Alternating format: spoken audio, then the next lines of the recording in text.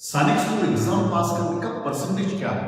बच्चों को फेलियर से लड़ना कौन सिखाएगा? क्या एनडीए में जाने का रास्ता only Sainik school, Rashtriya military school या आरआईएमसी है?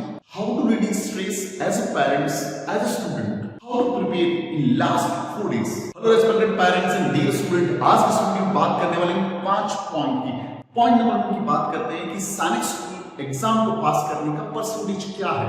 यदि हम लोग बात करें एग्जाम्पल को लेते हुए कि टोटल 5 लाख बच्चों ने फॉर्म अप्लाई किया और यदि टोटल जो अप्रॉक्सीमेटली 70 स्कूल्स हैं उन स्कूल्स के अंदर मिलाकर क्लास 6 एंड क्लास 9 के टोटल 10,000 सीट्स मान लें तो पास होने वाले बच्चों का जो भी बच्चे पेपर देंगे, 5 लाख बच्चे यदि एग्जाम देंगे तो पास सिर्फ और सिर्फ 2% होंगे।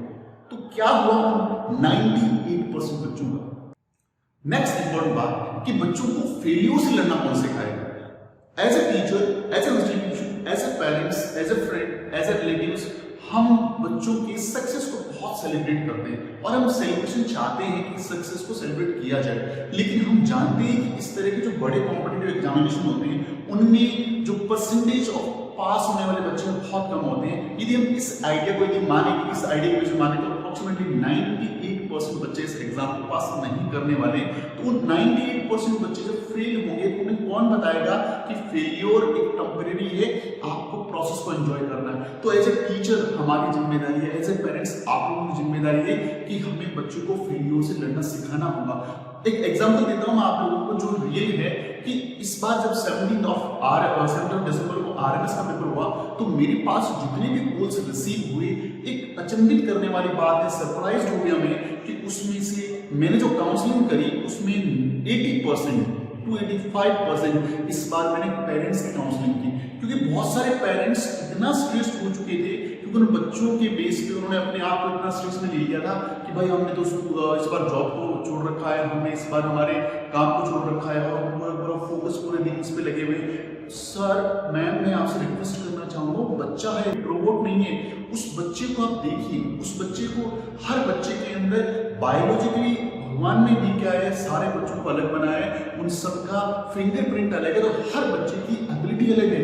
आप लोग उसको कंपेयर मत करिए दूसरे बच्चों के साथ। क्या आप चाहते हैं जब बच्चा आपका पूरे 6 महीने, साल भर से या 2 साल से प्रिपरेशन करा रहे और जब वो उसका युद्ध लड़ने बोलना में या एग्जाम देने जा रहे हैं, जब वो एग्जामिनेशन में बैठा हुआ है तो वहां बैठ करके के साथ भी सोचिए कि पापा क्या बोलेंगे, मम्मी क्या बोलेंगी, टीचर क्या बोलेंगे, स्टूडेंट क्या बोलेंगे, मेरा रिजल्ट क्या रहेगा। उसके दिमाग में जो 2.5 आवर्स या 3 आवर्स का ड्यूरेशन है उस पर सब कुछ चले।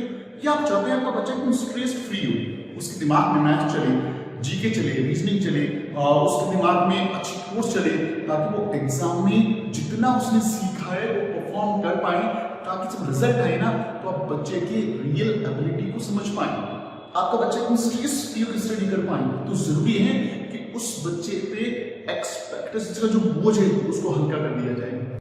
क्या एनडीए में जाने का रास्ता सिर्फ आरएमएस सैनिक या आरआईएमसी है?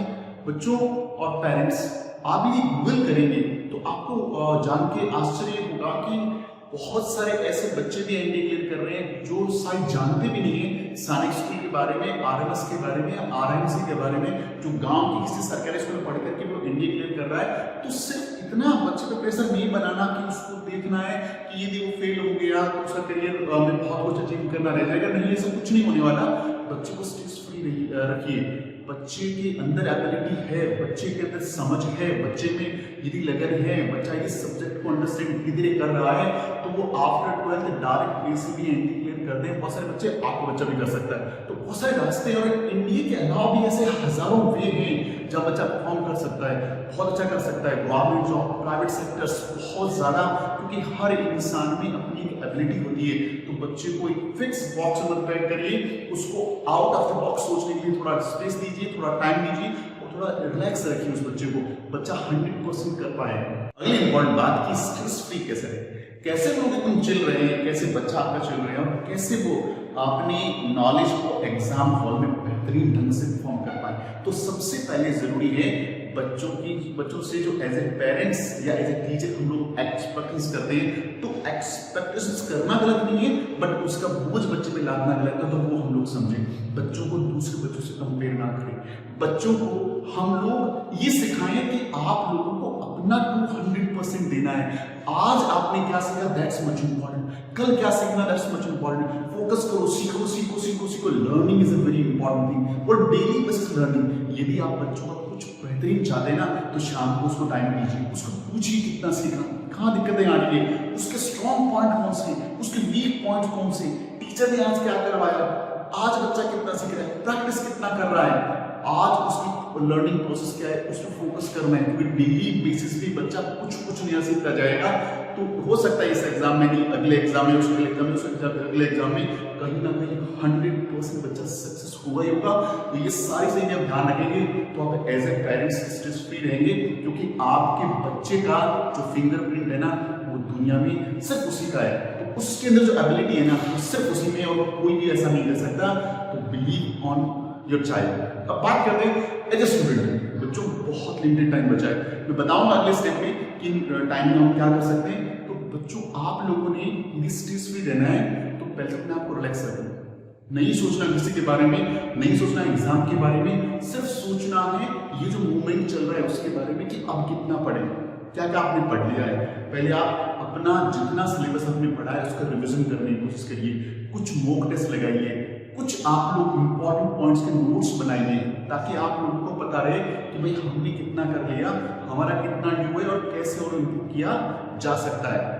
इसके अलावा हमारे जो वीक पॉइंट्स हैं उनके नोट डाउन करिए, डाउट्स की लिस्ट बनाइए, और जहां भी आप ऑनलाइन ऑफलाइन अटेस्ट हैं उनके डाउट्स को क्लियर करिए, और हर डाउट को बहुत ध्यान से समझिए, सुनिए। और कुछ चीजें ऐसी होती है जिनको बार बार रिविजन करना पड़ेगा, जीके हो गया तो रिविजन करिए उसको डेली बेसिस पे, जितना जीके उसको डिवाइड करिए कि आप इन दौरान स्ट्रेस फ्री रह सकते हैं यदि आपकी स्ट्रैटेजी बहुत अच्छी है।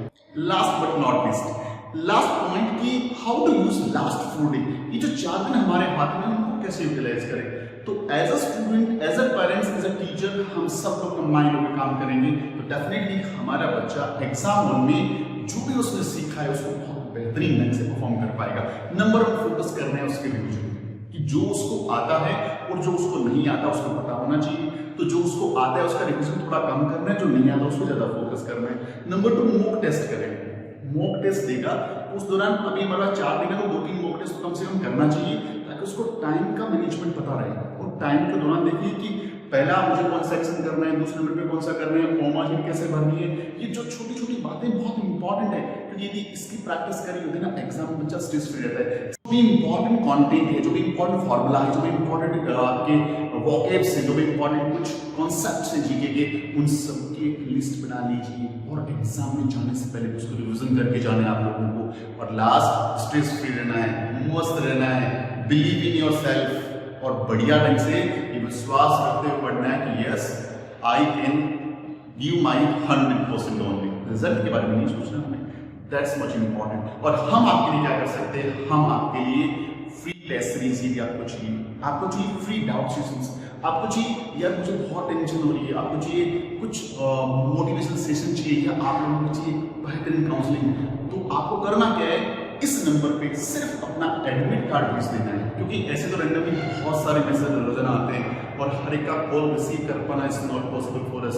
तो सिर्फ अपना एडमिट कार्ड भेज दें, हमारे टीम विद इन 1 आवर, 1 घंटे के अंदर आपको कम्युनिकेट करेगी, और आपकी जो भी रिक्वायरमेंट है, मॉक टेस्ट की, क्लास की, या आपको इंस्पिरेशन सेशन की रिक्वायरमेंट है, तो वो हम लोग अवेलेबल आपके लिए कराएंगे, ताकि आप लोग एग्जाम को बेहतरीन ढंग से दे पाएं। और हमसे जुड़ने के लिए आप प्ले स्टोर से फ्यूचर स्किल्स इंस्टीट्यूट का ऐप इंस्टॉल कर लीजिए, और ये जो डैशबोर्ड नंबर है वो मेरे मोबाइल में सेव कर लीजिए, क्योंकि हम आपके लिए बहुत ही बेहतरीन कंटेंट लगातार लेके आते रहते हैं। और मिलेंगे एग्जाम के बाद इसी चैनल के ऊपर लाइव सेशन में, जहां हम लोग पूरा डिस्कस करेंगे और आपको बताएंगे कि आपने कितना कमाल किया है, और कमाल नहीं भी कर पाए तो ये स्ट्रेटजी बताएंगे कि अगले एग्जाम को कैसे बेहतरीन करना है। So wishing you very all the best. जय हिंद।